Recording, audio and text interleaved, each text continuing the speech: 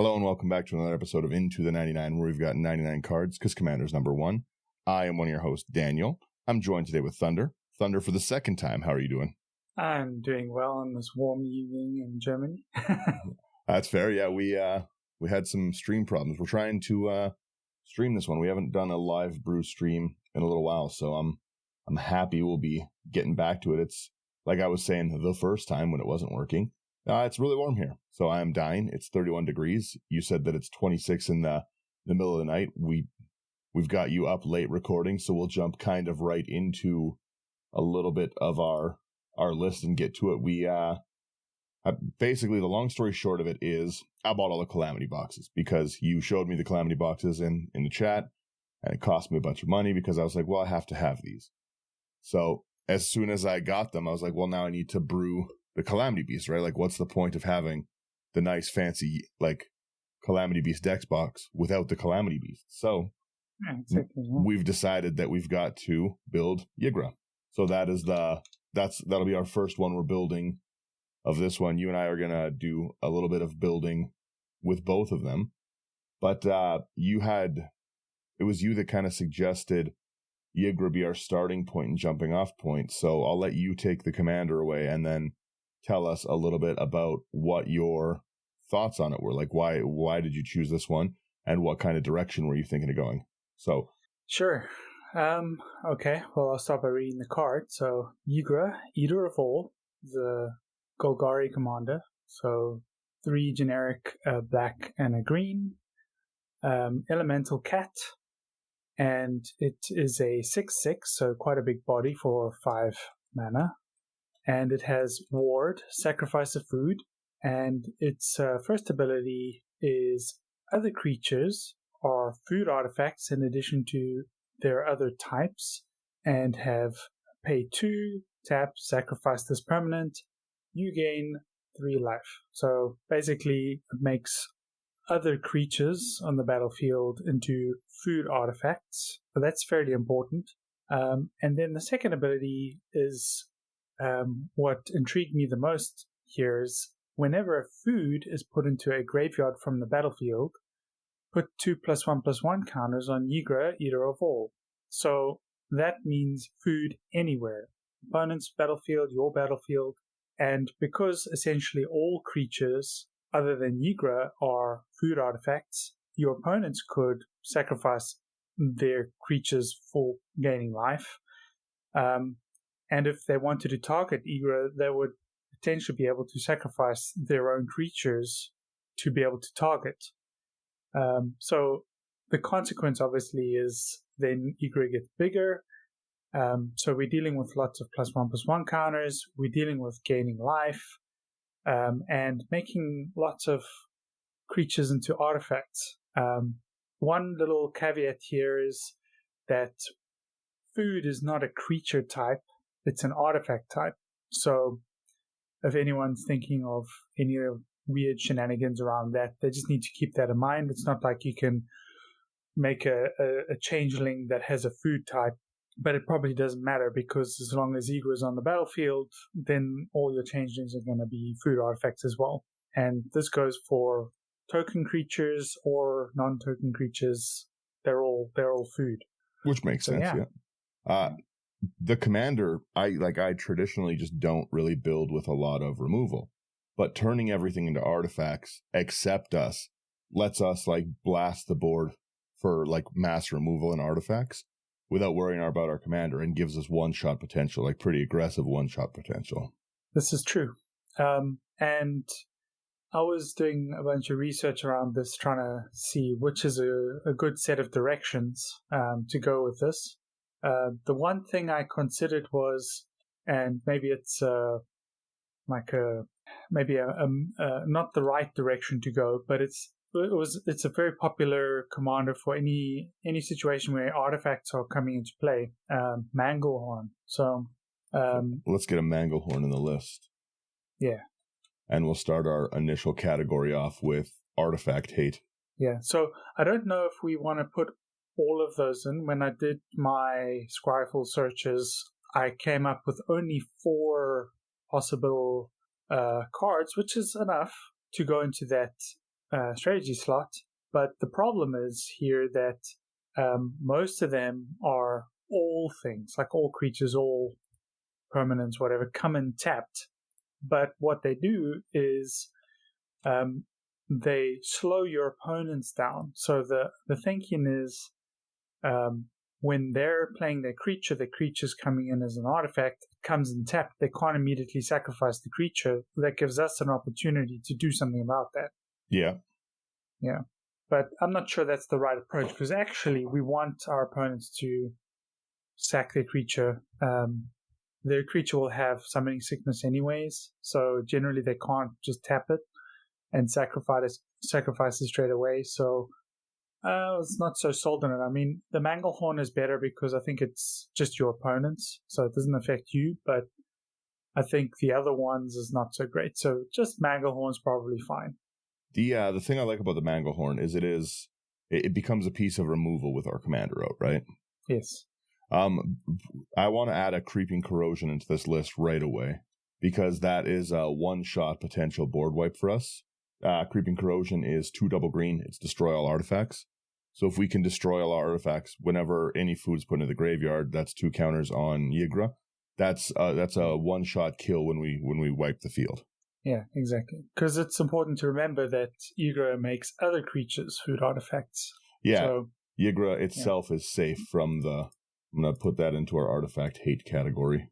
Yeah, I did put Creeping Corrosion in my nice to have cards.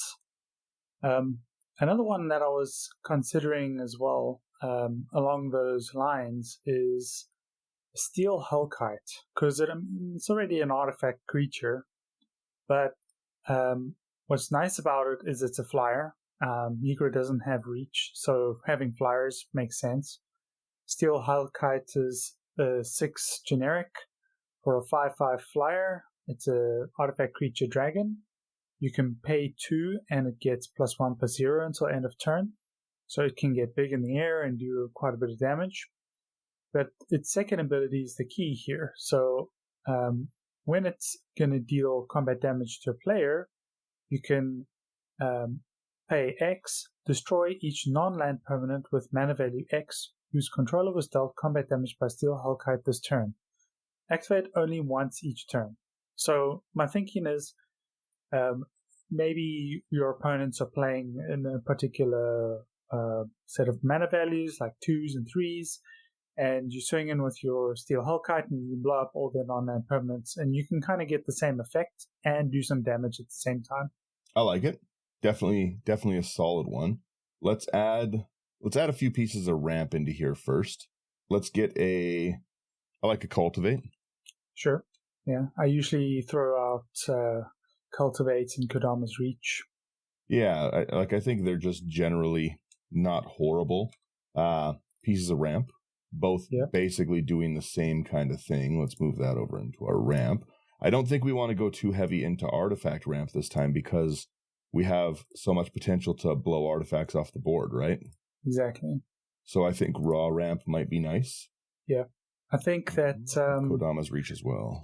There's actually quite a few interesting food-related ramps that have become available. Okay. The first is an Old Faithful, Gilded Goose. Oh, I love Gilded Goose. Yeah, one green for a 0/2 flyer. When it enters, create a food token. You can pay 1 and a green, tap it to create a food token, and you can also tap it and sacrifice food to add 1 mana of any color. I like this. We have a lot of potential life gain by turning everything into food, right? Yes. So I don't know if there's any like pay life type synergies that I was particularly interested in. I kind of just saw it as, if we're going to gain life, it's incidental and it's going to make us harder to deal with, which makes it easier for Ygra to just turn at our opponents and deal damage to their face. Another interesting ramp that I think works better with the foods here is Knight of the Sweet's Revenge. Okay. It's one of my favorite cards from the new Eldraine. Well, I say new last year, but yeah. So it's 3 and a green for an enchantment. when Knight of the Sweet's Revenge enters the battlefield, create a food token. And then its key ability is foods you control have tap, add a green mana. So basically turn all your foods into mana production. And then its last ability... I was going to say, I've never used its last ability. I've never even read it. I have it in a few decks that run food, but that last ability is powerful. Oh, yes. So the last ability is a bit expensive, but it should be fine because we're probably going to be putting out a lot of things that can essentially ramp us. So 5 generic and 2 green. Sacrifice Knight of the Sweet's Revenge. Creatures you control get +X/+X until end of turn, where X is the number of foods you control. Activate only as a sorcery. So it's very good at buffing your whole board. You'll see very quickly with Ygra, you actually do want to have a good amount of creature token creation as well. And there's actually some very interesting ones, which I'll bring up later. But you're definitely going to need to get big. And this is one of those situations where you can go wide and get big as well.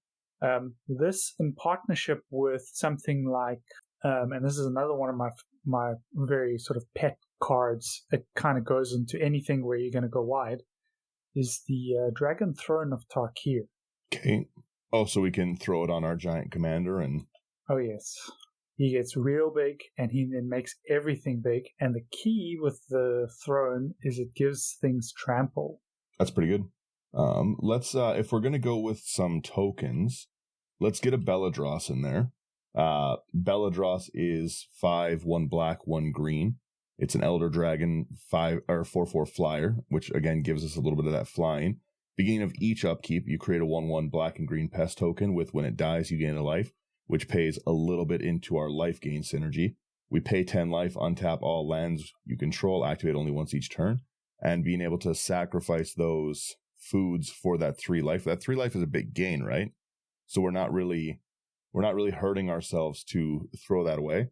I think Belladross is good for both token creation and life. And it's not whenever other people's foods, right? So if we're throwing it away to buff our own things, we're still making a Ygra bigger. Let's put that into token strategy. Yep. Do we want to token generators? Do we want to add in maybe a Tender Shoot? I know Tender Shoot's a little pricey, but is Tender Shoot pricey right now? I say that, but I feel like it always goes down. It's $5. I feel like that's not too bad. Tender Shoot is 4 and a green with Ascend. At the beginning of each upkeep, you create a 1/1 green sapling food token. It would be a food token. And saplings you control get 2/2 as long as they have the city's blessing. So another potential to throw things away here. Yeah. Let's add... I think it's reasonable, but it might not be as effective as some of the other token creation. And because it's like only buffing the saplings, it might be a little bit of anti-synergy. But maybe it's still okay because it's repetitive, right? Well, it's just giving us more foods to be throwing away and gain some life with. I'm just going to quickly throw 15 of each land in here, and we'll work on our land base after. I'll throw 15, an evolving, a terramorphic. Can't spell today. There we go. Terramorphic Expanse, and then maybe what do we want for our final land? I'm just throwing 33 in to start it off. There's actually quite a few very interesting lands. And some of it is like, we actually are interested in lands that make creature tokens. Yep. There's not that many in Golgari colors. I think one that's very interesting is Barad-dûr from the Lord of the Rings. How do you spell that one? So Barad, and then... Oh, yeah, I found it right there, yeah. Barad-dûr. When it enters taps unless you control legendary creature, taps for black, double X and a black, amass X orcs, activate only if creature dies this turn. That's great. Yeah. So if you can turn your land base into a means to give you extra spells or creatures, then I think it works very well with the commander. What I was thinking around the lands is we've got these MDFC cards, and some of them do some recovery for us, or they're just a land. So things like Balaged Recovery, which can return a permanent back to our hand, or it's a land. That's fairly useful. Let me just find my... So let's put that into a recursion pile here. Yeah. So what I was thinking with this is that if we're careful, we could put like 31 lands in the deck, and then 4 of them are these MDFC lands. Okay. It's a bit greedy, but I think it'll be okay because if we put a bit of extra ramp and stuff like land ramp and make our tokens produce mana ramp, then I think it'll be all right. I think it'll work out. Okay, so we'll put that there in our recursion. Let's get... we kind of jumped away from it. I want to get the mass artifact wipes out of the way. So there's another one, the sorcery, Seeds of Innocence. It's destroy all artifacts that can't be regenerated. The controller of each of those artifacts gain life to their mana value. I think it's a less salty board wipe. It still gives them something there, but we can still one-shot with that. That's an expensive card, but it's going on the list into Artifact Hate. Yeah, I haven't heard of that one. It's like $13. Yeah, I do have some interesting other ideas around the removal. So sometimes, like I was thinking, maybe not all these kind of blow all the artifact up things, but repeatable removal. Mm-hmm. Because when you try and board wipe, people in response might just sacrifice their stuff, and then you still get the benefits of that, but then they're gaining some life out of it. Yeah. But sometimes you're going to want to just target stuff when it's not so advantageous to your opponent. Because the other thing to remember is Ygra, in a way, is going to stack the board if your opponents know that you can destroy their stuff, like repeated destruction. Things like Royal Assassin. Yeah. And there's a few like that. Visara the Dreadful, Avatar of Woe. These things, they tap and destroy a creature. It's not artifact related, but it just puts people under pressure because then they're like, well, if I attack, then my thing is tapped and it'll get destroyed, and then I can't sacrifice it for the food, so maybe I'll hang back a bit. So maybe a Royal Assassin? Yeah. I feel like we've got a lot of ability to blow artifacts up. So I think like things rather than the Royal Assassin, I think holding up instants like your naturalizes, your wilts, those kind of things, I think they're going to go farther in this deck because they're going to double up our removal, right? Yeah. The thing is to remember as well, like if you're going to do targeted removal, then if the opponent does the food sack, then you could lose any other potential effect you might get with that. So you have to be a little careful with that. So multi-targeting makes sense, or repeated targeting. Yeah. Yeah. I think there's another very good, it's not super wide like board wipe style, but it's multi-target removal. That's right down our alley, called Pest Infestation. Love Pest Infestation. Yeah. So Pest Infestation, for people who are not familiar with it, it's X and a green. So you kind of have to pay an even mana for that. Destroy up to X target artifacts and or enchantments. It's a sorcery, so you can't do this at instant speed, but I think it's okay.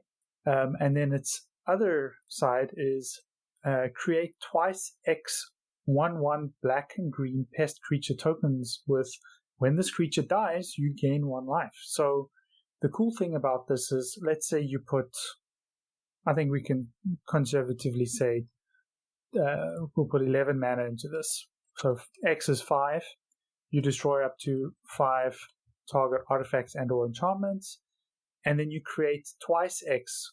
X is 5, so 10 pests.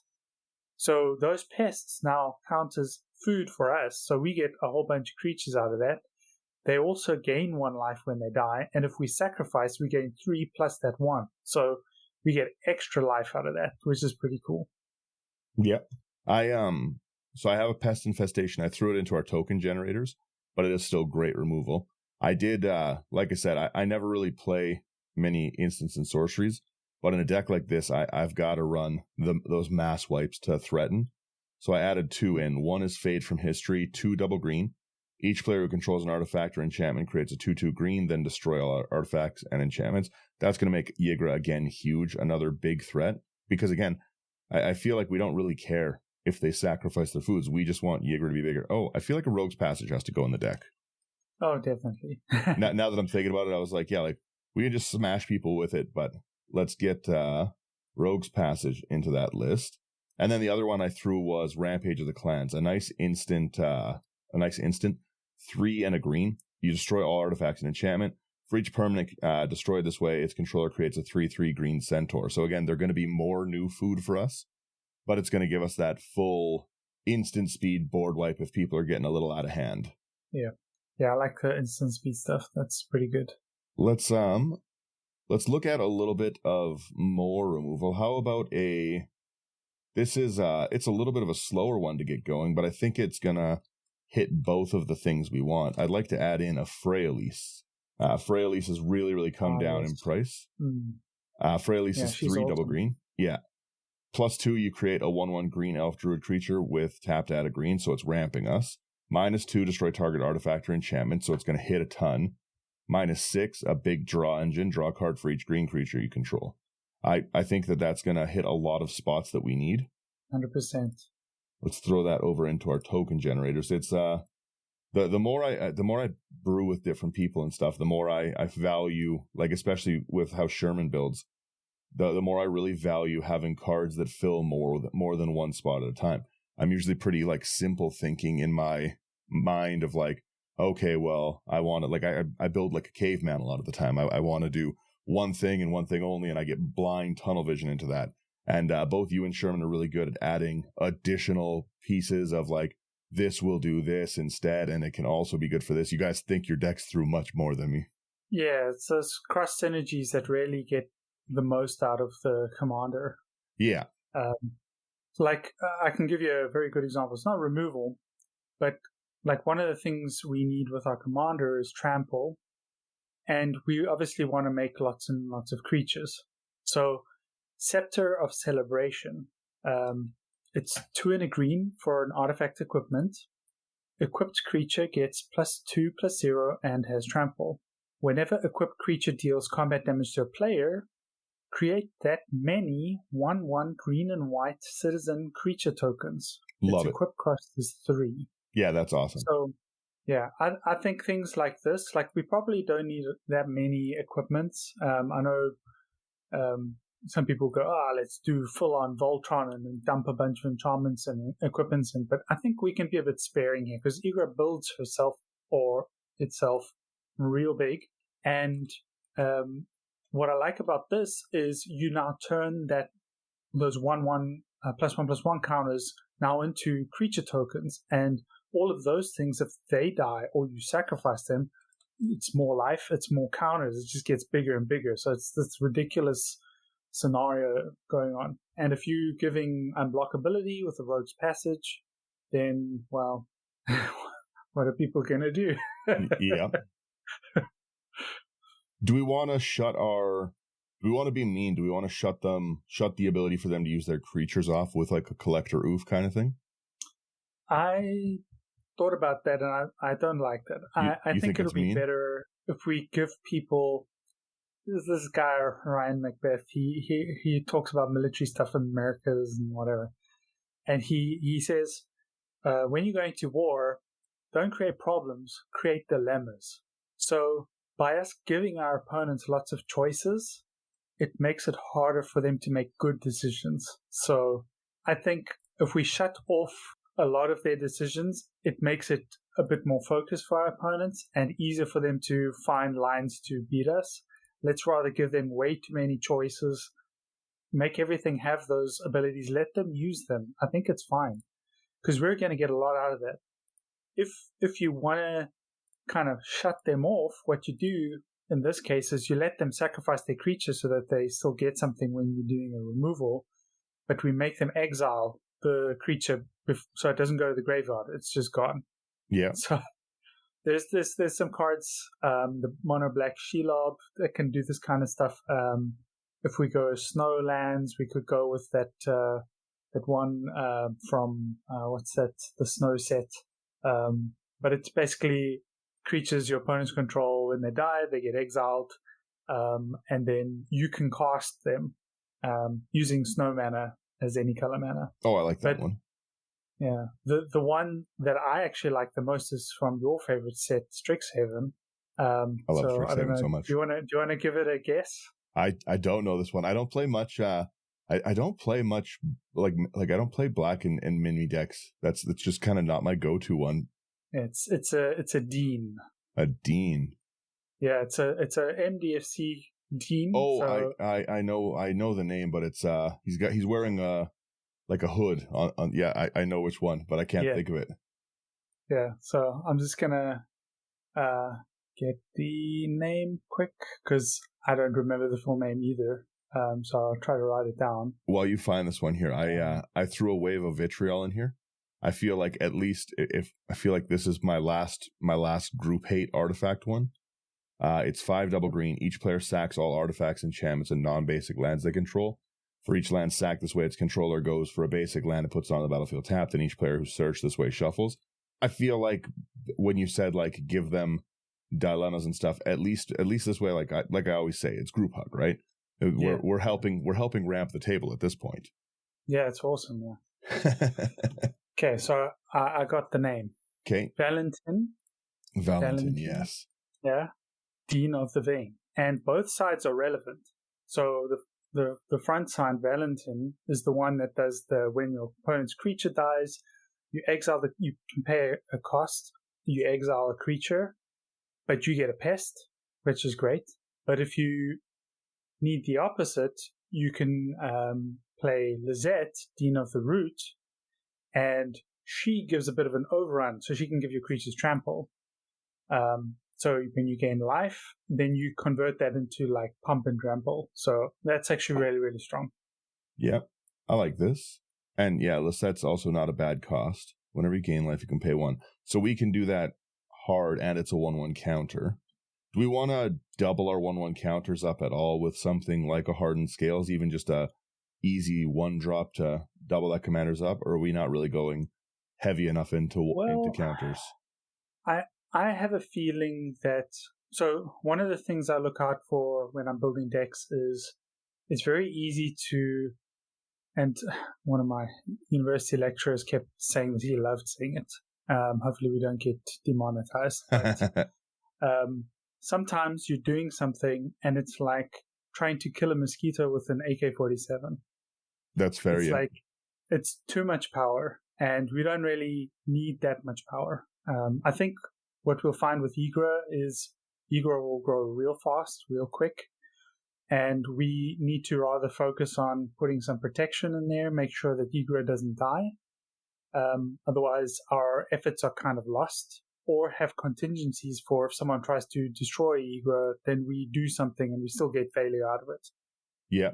Well, let's do a first. Let's add a little bit of because I do agree with you that maybe the 1/1 counter is not really our theme. Maybe if we were more Voltron, but let's add in a Viridian Revel. Okay. To Viridian Revel is, I'm pretty sure that's what I'm pretty sure I'm saying it right here. Yeah, I just can't spell.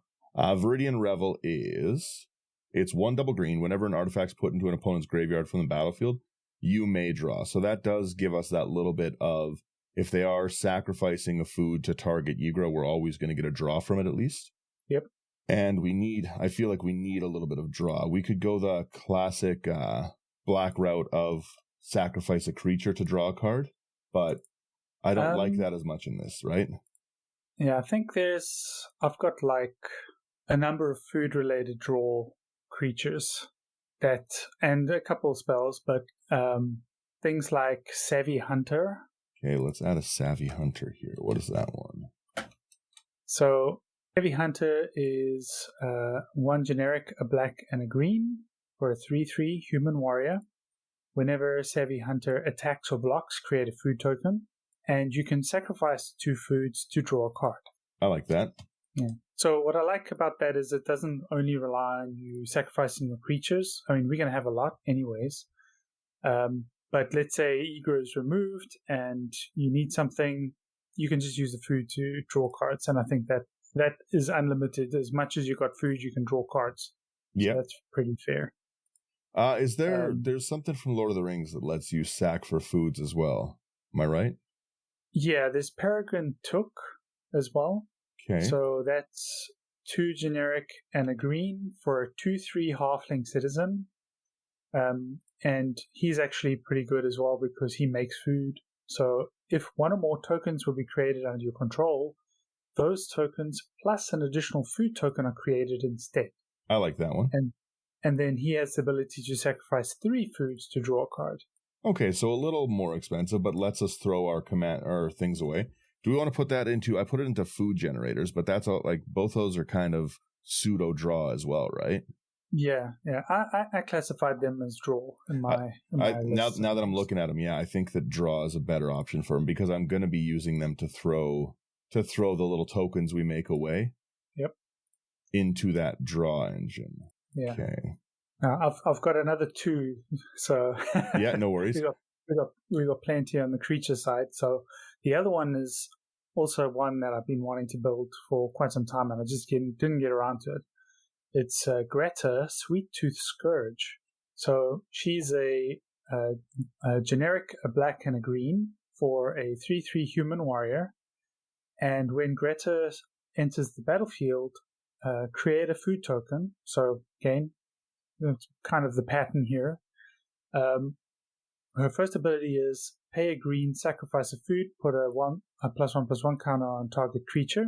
So you can put it anywhere you want, which is nice. And you can only activate that as a sorcery, but it's fairly cheap, so it's not too bad. And then her second ability is the draw ability. So 1 and a black, sacrifice a food, you draw a card, and you lose 1 life.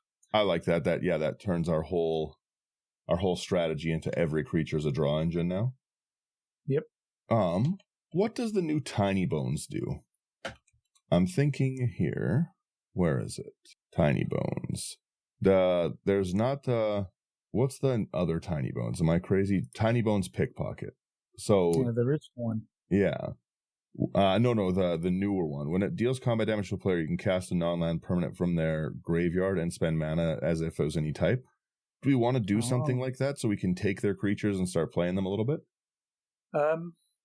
I did have some ideas around similar abilities. Another one that does something like that is Geth. Ooh. You never see Geth. Yeah. Lord of the Vault, right? Yeah, Lord of the Vault. And then there's a new squirrel, Hazel's Brewmaster. Also does the same sort of thing. Hazel's Brewmaster. Which one is this here? So Hazel's Brewmaster. Let's read some of these ones. So Tiny Bones is 1 black. It's a 1/1 death touching skeleton rogue. Whenever Tiny Bones the Pickpocket deals combat damage to a player, you can cast non-land permanent from that player's graveyard, and mana can be any type. Geth, which is awesome. 4 double black. It's a legendary creature Phyrexian zombie with Intimidate. It's a 5/5. It has X and a black. You put target artifact or creature card with mana value X from an opponent's graveyard onto the battlefield on your control tapped. Then they mill X cards, which is also a nice way to sink our mana later if we have lots of it, especially with like a Knight of Sweet's Revenge. So let's make another section, play their creatures. Yeah. Let me just check got a mono black Shelob. Oh yeah, I didn't add that Shelob in. What does Shelob do specifically? Yeah, so Shelob's a little bit weird because well, I suppose it works out. So whenever a non-token, okay, let me start from the beginning. Shelob Dreadweaver, 3 and a black for a 3/3 spider demon. Whenever a non-token creature an opponent controls dies, exile it. So it dies, it hits the graveyard, it's going to trigger Ygra. So I think that's fine. Yep. You can pay 2 and a black to put a creature card exiled with Shelob Dreadweaver into its owner's graveyard, and put 2 +1/+1 counters on Shelob and then draw a card, which is not a bad thing. Or you can pay X, 1 and a black, to put target creature card with mana value X exiled with Shelob onto the battlefield tapped under your control. So Shelob gives you the ability to give your opponent's creature back, and then you draw a card, which is really nice. Yeah. Or you can just take it if it's a good creature and put it on your side. So I think that's pretty good. Well, and it's nice because you can really incentivize people to not blow your Shelob off the board by saying, I'll give you your creature back, don't worry, and stuff. I just want it as a draw engine. Right? You can kind of leave it there. I'm not going to take your creatures, you leave my stuff alone.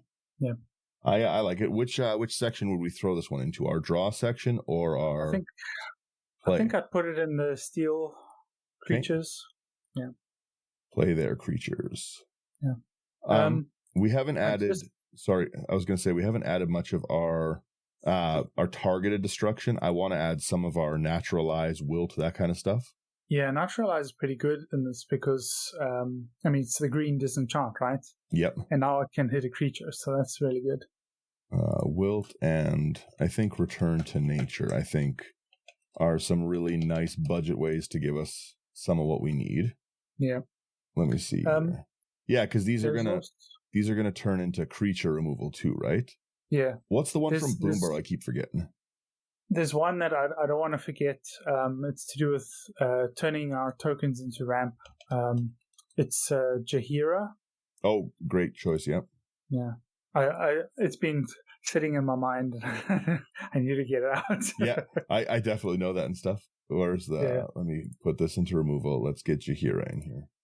Yeah. So Ygra is extremely powerful because all tokens, not just food, like any token becomes mana ramp essentially. So it's like a token staple. If you've got green and you've got tokens, put Ygra in there because you want to turn it all into mana. Yep.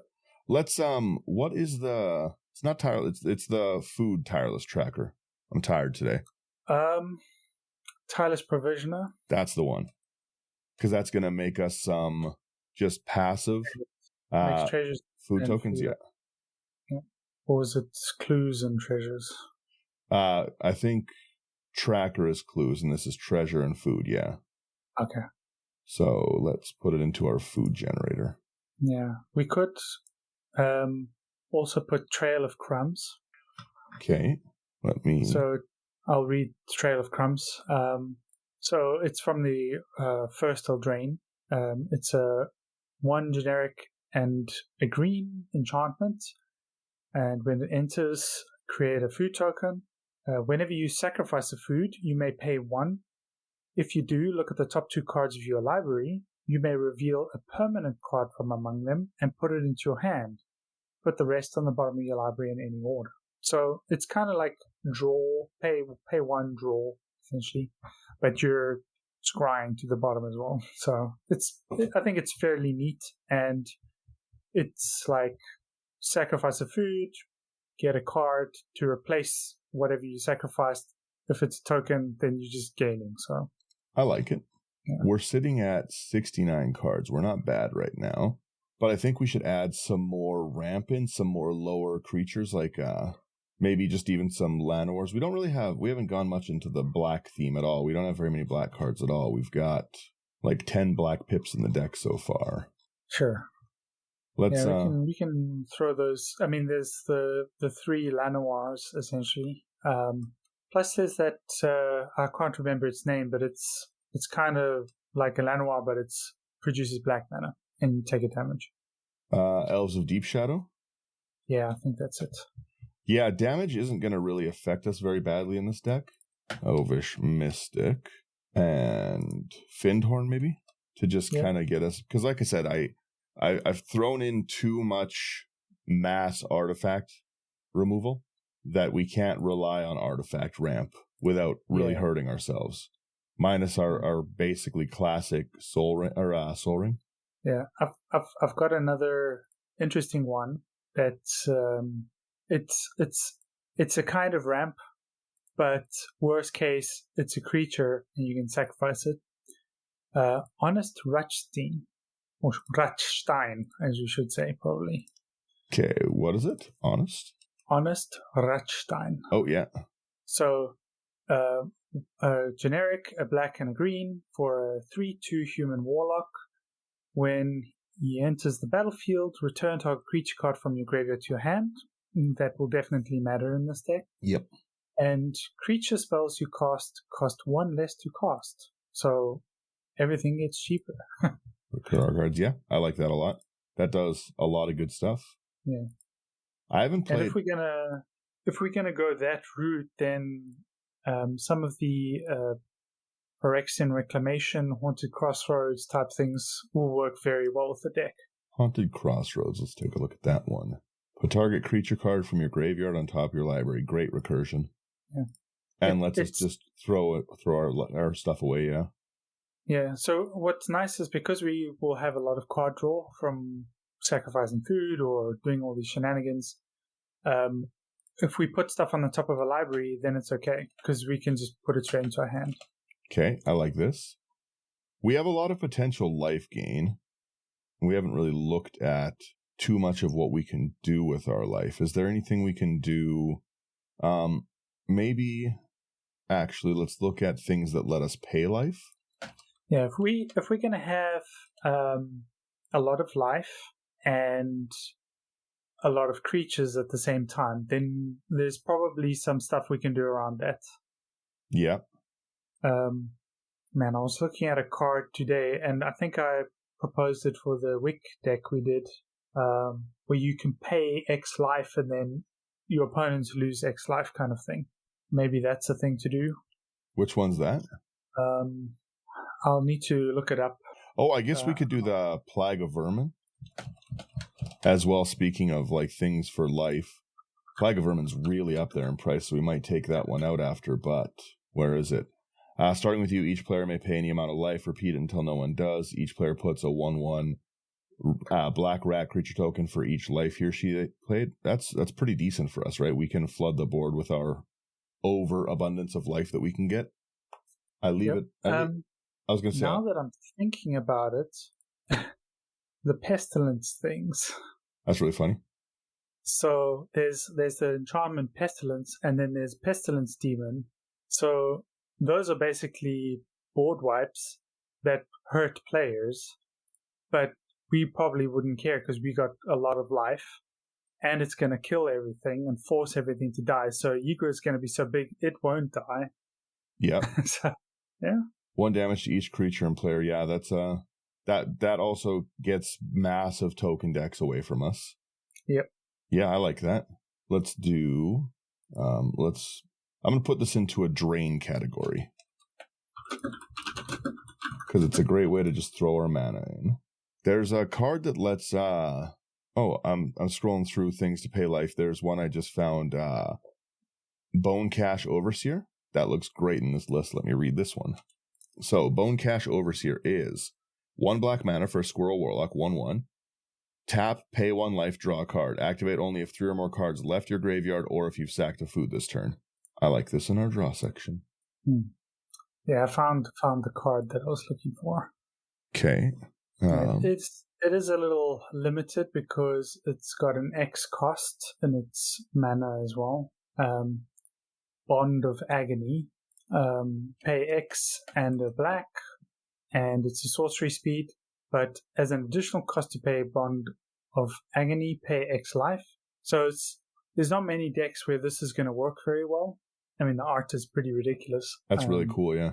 But each other player loses X life, so we can really leverage our life and mana with this, especially if it's tokens and we got the Jahira or we've made all our food into mana things. So yeah, this could be like one of those big win situations. Yeah. Do we have to, in that, I think we have to tap the X as well, right? Yes. Okay, but still. It's maybe Marionette Master. Yeah, those are great ones. Marionette Master and Apprentice, I'd say. What does the Apprentice do? I think the Apprentice is just a smaller version of it. So it's more like a Zulaport or whatever, but it hits each opponent. Yeah, okay. Creature or artifact you control spawns your graveyard on the battlefield. Each opponent loses 1 life. Yeah. So it's only your side. So it might be a bit difficult. Like if you're doing a board wipe, then maybe this is okay. But yeah, it might be a bit tricky. Marionette's only our side? Okay, so let's remove that because that's not hurting. That's not really what we're doing. Is Marionette whenever... Marionette's also whenever... Yeah, I think we leave that one out too just for now. Let me see. There's a commander, and you can, when cards die, you can pay life equal to their cost to play it. And I'm trying to think what it is, but I can't think of it. Tell me the thing again. It's a black commander, something warlock. It's MTG warlocks. Let me see if I can figure what it is. Is it the... It's not Ashcoat. It is... Come on, brain, you can do this. Like I said, I'm pretty sure it's a mono black that lets us get all of our cards back. Do we want to put a Guillaume in the deck now that I'm looking at it? Guillaume will fit, definitely. Sack of food, target creature gains indestructible till end of turn. Yeah, that's pretty good for us. Why are all these food cards so expensive? They gotta stop making food so great. Well, there's Lorcan Warlock Collector. That's the one, yes, Lorcan. Okay. Lorcan, where is Lorcan? And I'll read that one. Warlock by name, not by type. Oh, okay, that's probably why I couldn't find it. But my brain was getting there. It's 5 double black. It is another flyer, 6/6. Whenever creature card's put into an opponent's graveyard from anywhere, you can pay life equal to its mana value. If you do, put it onto the battlefield under your control. It's a warlock in addition to its other types, and if a warlock would die, exile it. So pretty decent. Lets us get their stuff again for our life. We can throw their creatures away.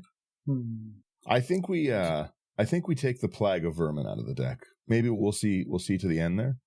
But I think that it's I think it's an expensive cost, it's an expensive card, and I think it's not fitting as well as we need to at that price, right? Like we're $30 to get some rats. I'm sure we can come up with something better in green to get tokens, right?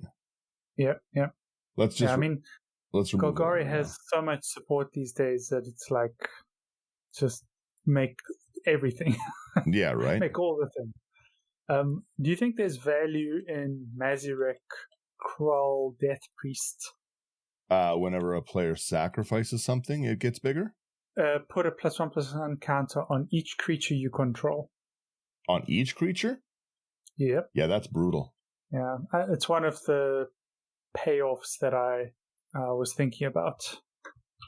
Yeah, I would say that's great. Whenever a player sacks another permanent, put a 1/1 counter on each creature control. Yeah, that's going to mad buff us, especially if we have like a token synergy kind of thing. I like that one a lot. Let's put this into our sacrifice payoffs, I guess, as a new category. Yeah. Sacrifice payoffs. I kind of see that as a little bit of an overrun or like anthems. Do we want to do that as buff the board? Yeah, buff the board's a good way to put it. Okay, buff the board. Yeah, because like the Dragon Throne does the same thing essentially. Yeah, we'll get Dragon Throne over into buff the board as well. Okay. Yeah, taking that one out, like I said, I felt better looking at the price. We're back down to around $150 at 80 cards. We're not horrible here. Do you want me to give you a very silly card? Always. Nature's Revolt. Nature's Revolt. What do we got going on here? So, Nature's Revolt is an enchantment. What does it do?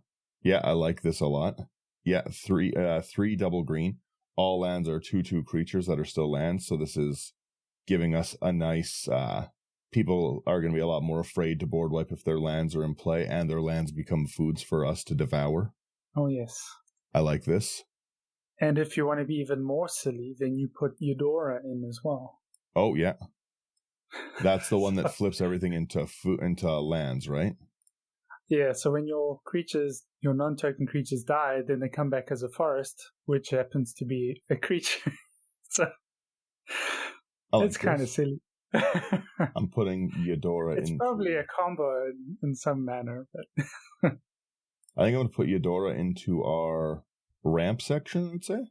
Yeah, we could do that, because when we sacrifice a creature, maybe someone's trying to remove something, you just bring it back. Let's get an Alanor in the deck. I really like playing Alanor in Meridoc and Pippin, the very legal deck I love to play. A Lanner Gardener is 3 double green for a 2/4. When it enters, we're creating a food. At the beginning of your end step, if you sack a food, you may search your library for a basic land card, put it on the battlefield, tap, then shuffle. That lets us throw our creatures away for some ramp if we need them. Yep. So let's put that into our, I would call that ramp, right? Yep. Okay. White of the Reliquary. Okay. I just have a feeling like we're going to need a lot of ramp with this deck. Yeah, I assume people are going to, but again, having to sacrifice to even target our commander is pretty rough. So it's 1 green, 1 black for a 2/2. When it gets 1/1 for each creature card in your graveyard, so it could be big. Sack another creature, search your library for a land. Yeah, that's great, ramp. Yeah. And the cool thing is if we're making all those tokens, pests or whatever, then why not? Yeah. An easy thing to throw away. Mm-hmm. Let me see. What I'm going to see if there's stuff that pays off for whenever creatures die. Well, Great Pact. 1 sec here. Let's look at for whenever an opponent sacrifices first and see if we can find anything fun there. Whenever a player sacrifices cards, let me do a quick scroll through, see if there's anything for us. Bloodbriar, no. The group hug squirrel's crazy. It's just so crazy. How about Carmelia? Other squirrels have menace. Whenever you sack one or more foods, you create a squirrel and then pay 2 forage, put a 1/1 counter on each squirrel you control. Yeah, I was thinking about it, but it's one of those ones that kind of focuses around squirrels, and so I guess if we wanted to if we wanted to do a squirrel synergy, we could do Chatterfang, right? Like that's the, you know what I mean, like, and use that as the token generator. They brought out that squirrels deck in the Bloomburrow, so there's the Acorn Brothers or whatever. Yeah. So there's a very squirrel focused build. You can go Chatterfang if you want to, or you can go the more friendly, not as combo-y version as well. So no, I like this. I'm just trying to look. I don't think there's anything. Maybe a Savra. Whenever you sack a black creature, you can pay 2 life. If you do, each other player sacks a creature. Whenever you sack a green creature, you can gain 2 life. I think that could work pretty good for us. Yeah. Because that's turning our potential food sacrifice into 5 life gain, which is enormous. Yep. I actually put Liliana Death's Majesty as an option. Okay. Let me sacrifice payoffs. Just making a category here. So Death's Majesty? Yep. Okay. Death's Majesty. Yeah, so I'll read her for people who aren't familiar. So she's a Planeswalker, 3 and 2 black. Her loyalty is 5. If you +1 her, create a 2/2 black zombie creature token and then mill 2 cards. If you -3 her, return target creature card from your graveyard to the battlefield. That creature is a black zombie in addition to its other colors and types. And then her -7 is destroy all non-zombie creatures. So what I was thinking with her is if Ygra gets destroyed and you have her in your hand, maybe what you want to do is let Ygra go to the graveyard. So when you play her, you immediately resurrect Ygra, and then now Ygra is a zombie as well. And then you uptick her a few times and then destroy all non-zombie creatures. And it's the same type of effect, right? You blow up all the other creatures, Ygra gets really big, and then you attack with it. So it's kind of like a board wipe, but also resurrection, and it's making food because of the black zombies. Okay. I like this. Let's add the new bat in. I think it's Star Sky Cleric, or let me see, Starscape Cleric. Nice little 59-cent card. It's got our Offspring on it. It's a 2/1 bat with flying. Offspring for 2 and a black. Can't block. Whenever you gain life, each opponent loses a life. Put this into our drain section. It works very well with pests. Yeah. Yeah, those pests really, really will hurt people that way. Yep. You get 3 life and 1 life. So trigger. Do we want to do a Dina as well for that similar effect? Another, like you said, I do love Strixhaven. Dina Soul Steeper is 1 black, 1 green. Dryad Druid 1/3. Whenever you gain life, each opponent loses a life. Lets you sack a creature. Dina gets XO until end of turn, where X is a sacrificed creature's power. I think you could kind of get a sneaky kill by throwing Ygra away if you really need it. Yeah, that's true. It could be a funny way to get through a kill if you throw your Ygra away to bash someone with Dina, the little 1/1 that they aren't expecting to block. Yep. So another bit of a sort of synergy option could be Kamal Fist of Krosa. So there are the two Kamals. The one is just ridiculously expensive. This, in terms of mana value, this one's a bit more reasonable. It's I think it's 4 and 2 green, and it's got 2 relevant abilities for us. The one can turn our lands into creatures, and we could then sacrifice the land and get benefit from that. But the other ability is basically overrun. So you pay 3 and 2 green, and then your creatures get +3/+3 and trample. And I think being able to give trample like that is quite valuable in this build. I agree. The fact that we can do it to other people's lands too, right? Again, further threatening that board wipe. I did not think of that. That's actually a very good point. Yeah, we can make them food as well too, right? So it does. Oh yeah. It does really hurt them. It gives us into that same turn them into food artifacts. I like that a lot. I threw it in our buff the board, but we do have the ability to threaten them. Yep. Let me see what else we're thinking here. How about Nuka-Cola vending machine? Let me see. Nuka-Cola vending machine. I like it. It's good. Create a food token, but it's an expensive piece. Whenever you sack a food, create a treasure.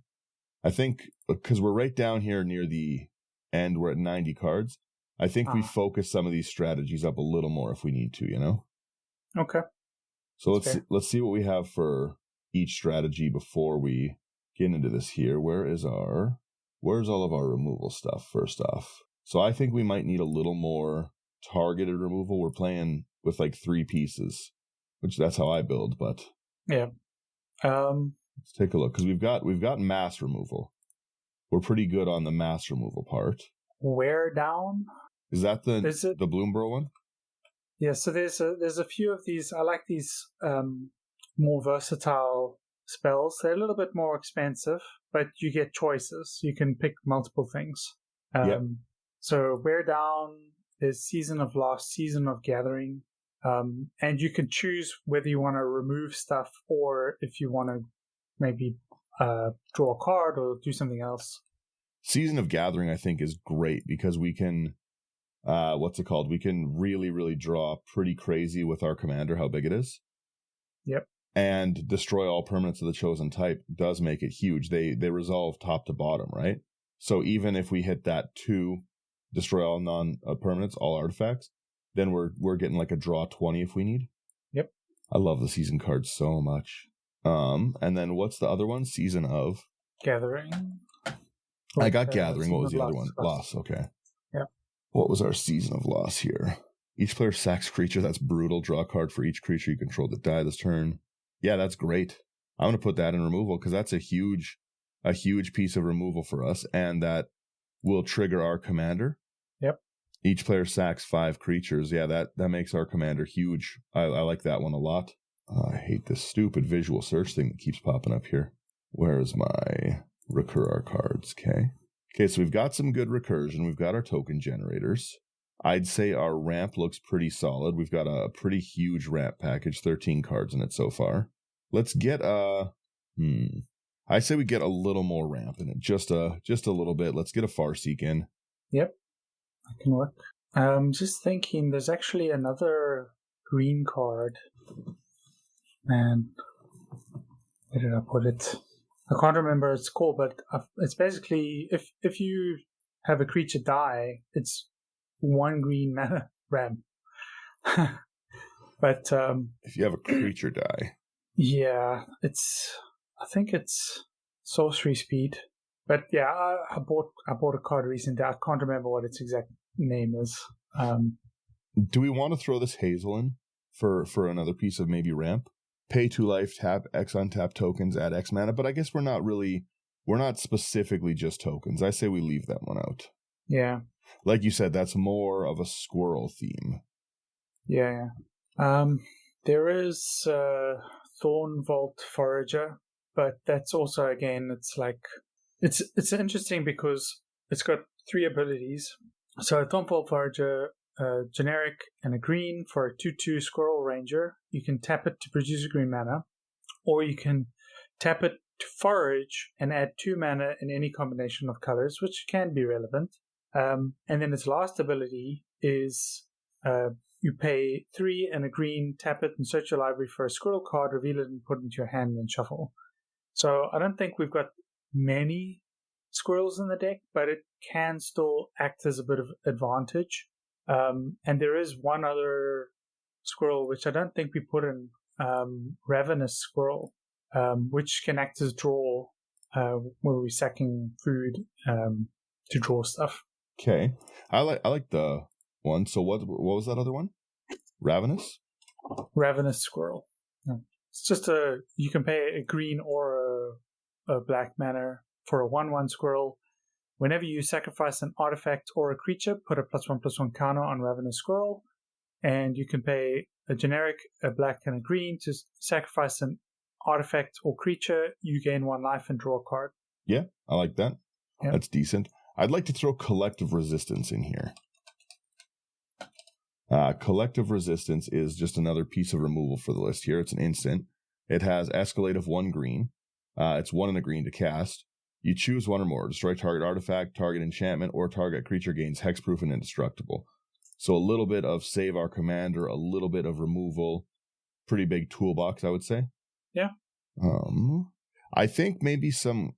What are we? We're sitting at 97 cards. Let's try find something that gets us a little bit of a payoff, or like maybe let's do maybe a Tear Asunder, exile target artifact or enchantment as an instant. And then it has a kicker. You can do target non-land permanent instead, but for us, that's still going to hit pretty much everything we need. I'd go for Destroy over Exile. Because we want Into the Graveyard, okay? Yeah. Well, let's do... I did want to put this one in. I keep forgetting about it. A Curious Herd. Oh, yes. That's pretty good. Yeah, choose target opponent. You create X 3/3 green beast, where X is the number of artifacts they control. I think that's a pretty solid token generator for us. Yep.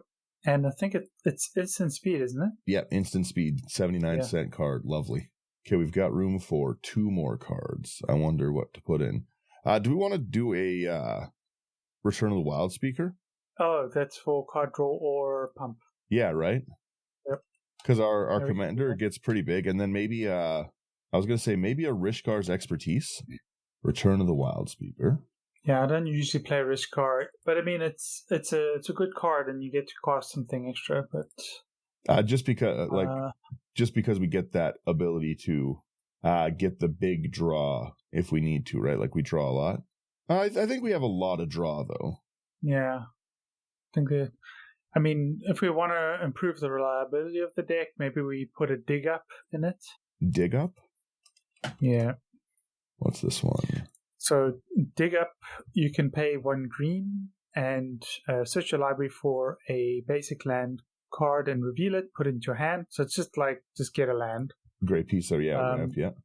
Or you can cleave it for... a colorless, 2 black and a green, and you just get any card in your hand. So a nice late game tutor, early game ramp if we need it. Yep. Okay. Just trying to think. Maybe let's do we've got some artifacts and stuff. I'm going to toss a Plumb the Forbidden in here. A nice way to throw our stuff away later on. It's an addition. As an additional cost, you can sack 1 or more creatures. When you do, you copy it. You draw a card, you lose a life. But we don't really care about losing life that much. Yep. Put this into some of our draw. Let's see what we're sitting at. We're at 101 cards. So let's shore our pieces up and see kind of what we're thinking. Yeah. Because I like how this list is looking so far. We've got a pretty rough list actually to fight into. Maybe we don't need that Plumb the Forbidden. A lot of advantage. Yeah, because us throwing those away, that doesn't matter as much. Do we want to throw in Is Old Shoulder expensive right now? I don't know. I mean, they did reprint it, so it's like $17, but it's giving us creatures. Yeah. From your battlefield. I mean, if we're looking at that kind of forced sacrifice stuff, there's also it's a thing. It's a slug, Molder slug. Yeah. I'm just looking. So I'm going through our lists here. I'm trying to think, what are we missing? We've got pretty good buff. Our commander's huge. We can get our commander through. I say we bring our land down to give us one more card because I'm greedy. Oh, and we have a modal face. I say we bring it down 2 cards. Yeah. So there's a few modal face type lands that I would recommend. Okay. So we can increase our spell density a bit further. One is Malakir Rebirth. Okay. Malakir Rebirth, yep. Is. And then another one is... So Malakir Rebirth, it's just one of those cheap pay 1 black. If a creature would die, it then comes back to the battlefield. Usually tapped. I like that. And then it's like you lose 2 life or something. That doesn't matter. But a nice piece of recursion. Yeah. And then there's, I think you've already put Balaged Recovery, right? Yeah, Balaged's in the deck, also in recursion. Yeah. We could do Agadeem's Awakening. Agadeem's isn't too bad. Yeah, it can get a little difficult to cast because it's got the X, and then there's terms and conditions. Let's check out Agadeem's here. I say we skip the Agadeem's. Again, a pricey thing. It would bring up it for sure. Yeah. But maybe instead of that, how about like a Coiling Rebirth? It's not a modal one, but it's 3 double black. You gift a card, return target creature from your graveyard to the battlefield. Then if it was promised and the creature isn't legendary, you get a 1/1 copy. I think Coiling Rebirth could be kind of nice on this one. I would suggest instead of that, because it's a bit expensive. It's a lot of mana. Yeah, true. Journey to Eternity. Journey to Etern. Yeah. Because it's not really, it is MDFC, but it's not really. Like, you can't put the land out. It has to flip into the land, but it only costs 3 to get it out. And it enchants onto a creature which you can immediately sacrifice. So basically, when the creature dies, I think it comes back, and then the Journey to Eternity flips into a land. So it produces colorless mana, or you can pay, I think it's pay 5, so 3 green and a black, and you can bring a creature from your graveyard to the battlefield. Yeah, that's pretty good. I like that one. That's very useful. I'm just looking here. That's the one that I'm looking for. Inspiring Statuary. I think that's a great piece to possibly end us off there. Non-artifact creatures you cast, non-artifact creature spells you cast have improvise. So it turns all of our creatures into basic convokers. Okay. I like this one a lot for ramp. Yeah, that can work. So one second. Definitely help. You don't like this Coiling Rebirth? It's just because it's expensive, or? Yeah, because we're already like hitting the sort of spell density. And I'm just a little worried that it might be like, I mean, if we play all the ramp plans, maybe it'll be possible. I think we're looking pretty good with our ramp stuff, but again, looking at it, what creature do we want to bring back and make a copy of, right? Like most of our creatures that I want back are Mazarek, they're Kamal, Guillaume, right? They're gonna be our legendary creatures already, right? Maybe a copy of a Tender Shoot could be good, but I think that there's better ways to do that. For like a Bramble Sovereign replaces that whole piece and just lets us play 2 to copy whatever creature we want, right? So I think there's better spots in it. I think you're right for how much it does. I don't like the Grave Pact idea. I think that one's a little too rough. That's fine. Yeah. How about what if we add in Awakening Zone as like another token generation? It's going to give us token. It's going to give us early mana. Okay. Yeah, I can see that working. I like that. It plays into a few of the strategies here. Where did that enchantment section go? So Awakening Zone, we'll put that into, I'd say, ramp. Yeah. And then I've got to find something to remove for it, because we're at 101. You Is there anything you're unhappy with in the list? Like, what do you think we're missing? Well, if there's what's like the most expensive thing, like either money wise or just mana. Yeah, because we're at a $200 deck. Most of our sections are pretty cheap. Our mass wipes are $27. Our buffs are $2. Our creatures right now are $21. What's expensive in our creatures? Guillaume. But Guillaume's pretty good. But let's look. Yeah, our drain's like $3. That's a great section. I'm gonna put Liliana into recur. Like our ramp is great, $40. I'm pretty happy with most of it. I think maybe we throw Guillaume. Okay. You have your end step, create a number of foods, do a number of non-tro. But it does give us so many foods. I maybe we leave him. Maybe we take out Lorcan. We've got enough stuff that lets us play their cards, and Lorcan is a 7 mana. Yeah. I think that brings us down into better. I feel like so much stuff is going to be dying as well that we probably won't have time to put them out. So yeah, I like this more. The payoffs all look like they go together. There's a few things I don't have organized yet, so let's look. Journey to Eternity we want to put into recursion, right? Yep. Okay. So let's just shore our lists up a little bit. Like I said, I think the deck goes good. I think that we're both still a little underestimating how big Ygra will get and how fast. Yeah, but that's why if we think that we need to make more trample or unblockable stuff, then there are options. Whisperspell Cloak, for example, that can make sure that we throw her through. But I think it's also okay if we just have a big Ygra and we attack somebody and they have a blocker and they have to block. Yeah. So that kind of pressure is still okay. I'm looking at, let's throw in some lands that make a little more sense. Like, I can't get enough of the desert lands. I think the black one is Festering Gulch. Does that sound right? That rings a bell. Yes. All right. So let's move that one down. Restless Cottage. Okay. Restless Cottage. And the Shire as well. Yeah, that's a great one. Shire makes food, so. Oh, the Shire makes foods? Yeah. Okay. Whoops. Can't spell it all. I spelled something totally different. Yeah, that's exactly how we'll phrase it. Enters tapped unless you control a legendary tap and untap creature control, create a food. Love it. We gotta move one of our lands here. Move a swamp down. Like I said, I think we're sitting pretty good. We've got a lot of good removal pieces. 6 times as many as I actually put in decks normally. Nature's Revolt, what section do we want to put that in?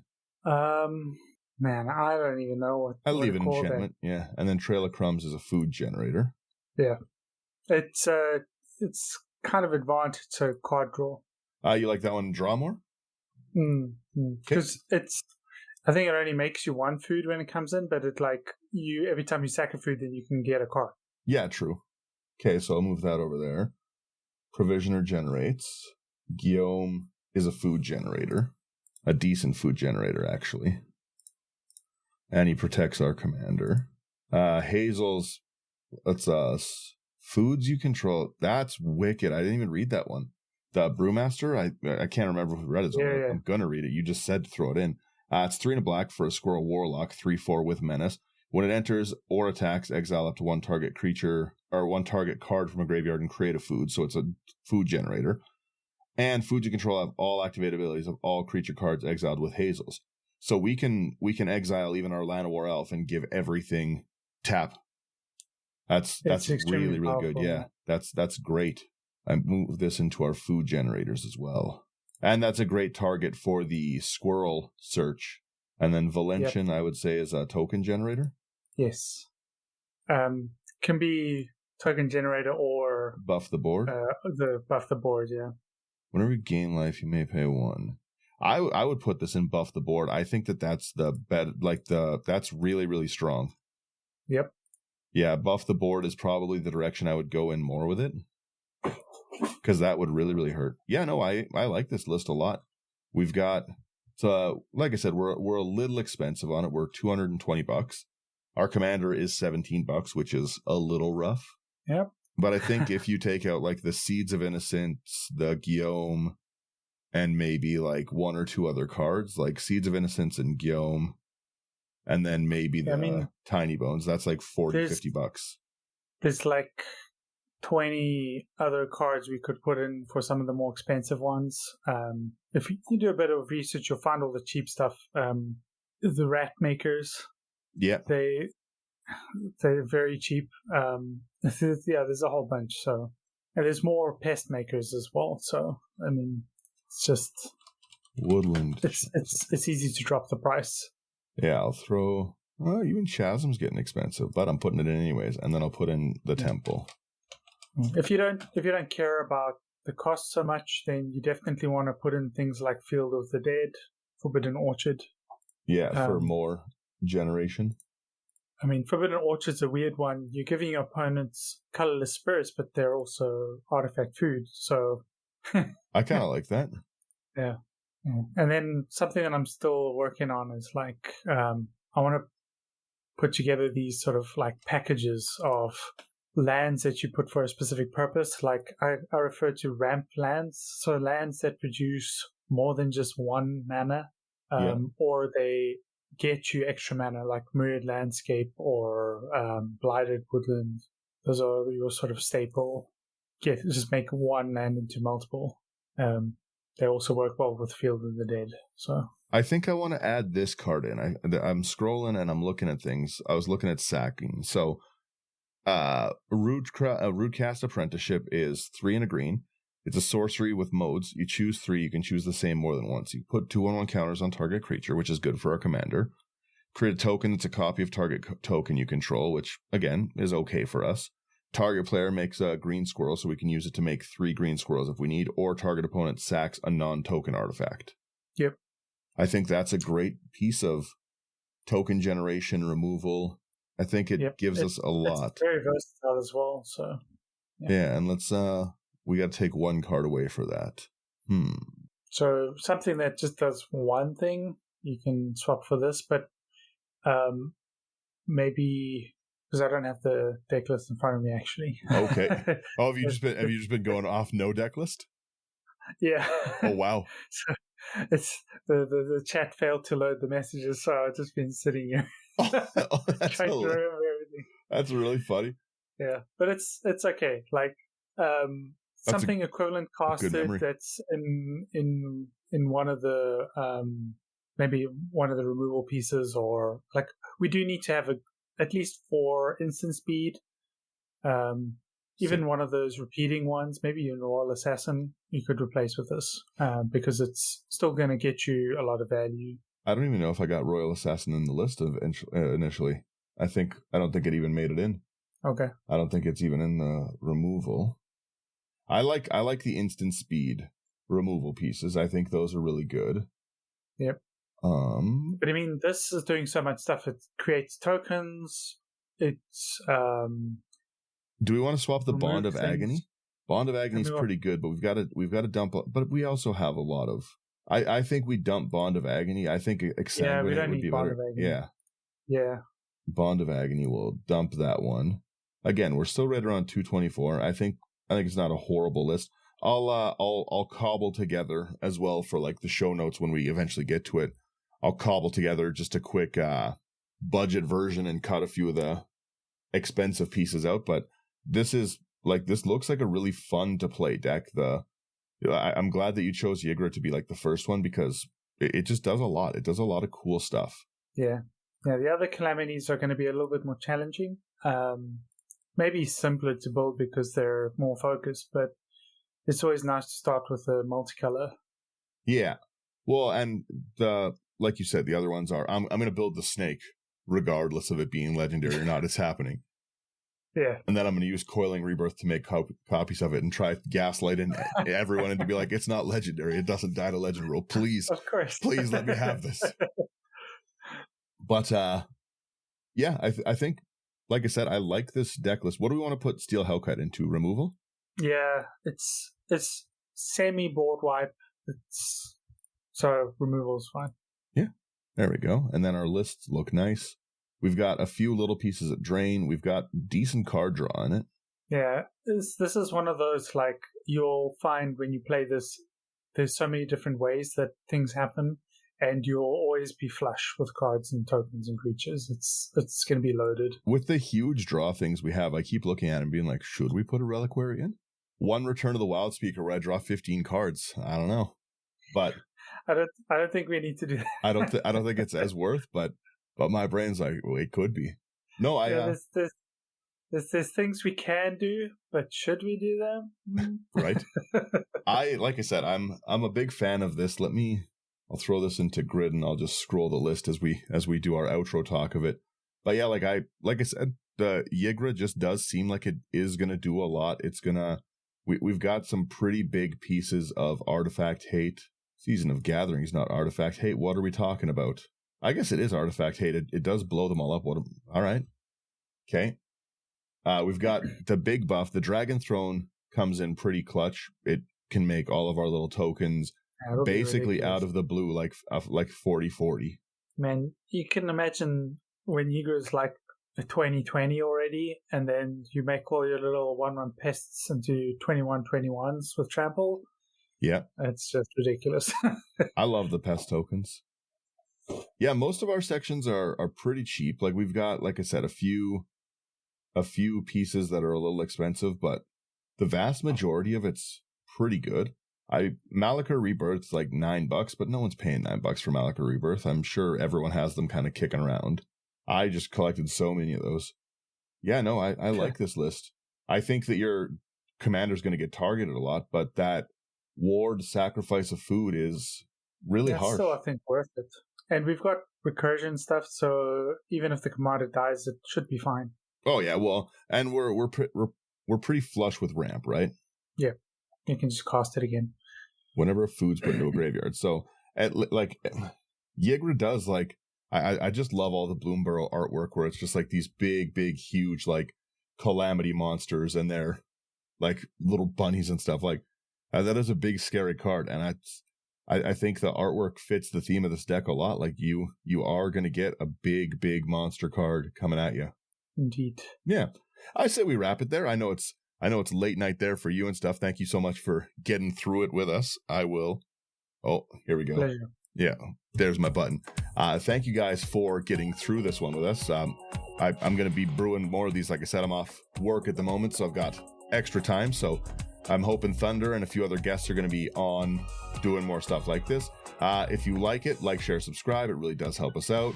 Come over to Twitch when we are doing these. I'm going to stream some Twitch arena games. I might even do that after this. Who knows? Definitely, if you want to come brew decks with us and talk decks, Patreon's a great spot to do it. Come over to Patreon. The link's in the bio. If you're building a deck like this, put it in AI Armor sleeves. They are the best sleeves you're going to get. I can't say enough good things about them. Even if we didn't work with them as like an affiliate, I would still recommend them. They are the best sleeves I've ever used. All the Dragon Shield sleeves are just like really big and like poofy and my decks fall over. None of that with this. These are great sleeves. They look great. It's great company, great people. If there's anything expensive in here, go to abyssproxyshop.com, promo code IT99. You'll get a bit of a discount at checkout, which is kind of nice as well. And yeah, that's basically it. Thank you guys. Thank you so much for Thunder being here and joining us, and everyone have a great night.